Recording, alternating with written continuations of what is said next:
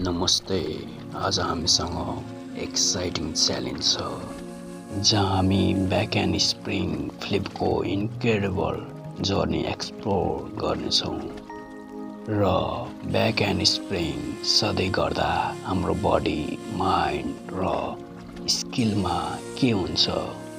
Get ready back and spring flip च्यालेन्जको लागि। Building strength and flexibility. Back and spring फ्लिपलाई master गर्नको लागि हामीलाई फ्लेक्सिबिलिटी र स्ट्रेन्थ चाहिन्छ। हामी आफ्नो फोकस डेली एक्सर्साइज च्यालेन्जमा एम गर्ने गर्छौँ। आफ्नो फन्डामेन्टल बेसिक एक्सर्साइजलाई बिल्ड बनाउनको लागि हामी आफ्नो प्रोग्रेसलाई ट्र्याक गर्दै मेजर गर्छौँ, जसले गर्दा हामीले आफ्नो कोर स्ट्रेन्थ, लेग मसल र ओभरअल फ्लेक्सिबिलिटीमा इम्प्रुभमेन्ट हुन्छ। ओभरकमिङ फियर एन्ड गेनिङ कन्फिडेन्ट। कुनै पनि फिजिकल च्यालेन्ज भन्नाले हामीले आफ्नो फियरलाई ओभरकम गर्नु र कन्फिडेन्ट बढाउनु हो। हामी ब्याक एन्ड स्प्रिङ फ्लिपलाई डेली एटेम्प गर्ने साइकोलोजिकल जर्नीलाई डिभाइड गरेर हेर्छौँ अनि हामी आफ्नो पर्सनल स्टोरी सेयर गर्दै हाम्रो मेन्टल हर्डल्स डिस्कस गर्छौँ, जसको कारणले हामी टेक्निक डिस्कभर गर्दै आफ्नो डरलाई जित्ने गर्छौँ। Improving technique and body control. हामी यो च्यालेन्जको लागि प्रोग्रेस गरे अनुसार हामी आफ्नो फोकस टेक्निक, बडी कन्ट्रोल र सपार्नेमा गर्ने गर्छौँ। हामी ब्याक एन्ड स्प्रिङ फ्लिपलाई ब्रेकडाउन गर्छौँ स्टेप्सहरूमा। हामी टिप्स सेयर गर्छौँ र पर्फेक्टको लागि इच स्टेपलाई ट्रिकमा गर्ने गर्छौँ। सधैँ प्र्याक्टिस गरेर हामीले नोटिस गर्न सक्छौँ हाम्रो प्रिसिसन, फर्म र ओभरअल ब्याक एन्ड स्प्रिङ राम्रो र हेर्दा सजिलो देख्छ। एभोइडिङ एन्ड रिकभरिङ फ्रम इन्जुरी।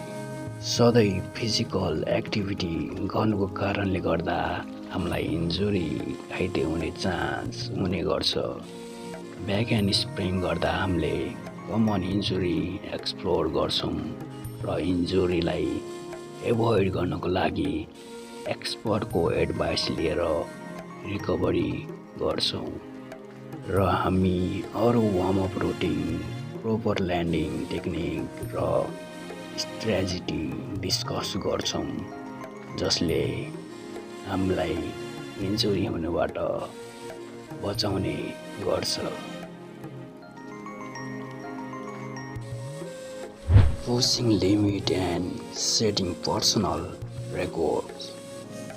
अब हामी हाम्रो च्यालेन्जलाई नेक्स्ट लेभलमा लग्ने टाइम आयो।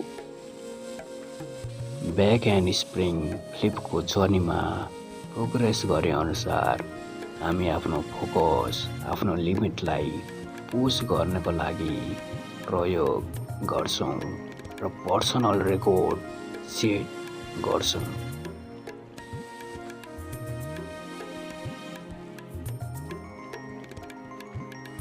हामी अरू धेरै एडभान्स भेरिएसन जस्तै एरियल फ्लिप र double back and spring in row attempt गर्छौँ अनि हाम्रो लगातारको डेडिकेसनले गर्दा हामी नयाँ हाइटमा पुग्ने गर्छौँ र सोकेस गर्छौँ एज रिवार्ड्स।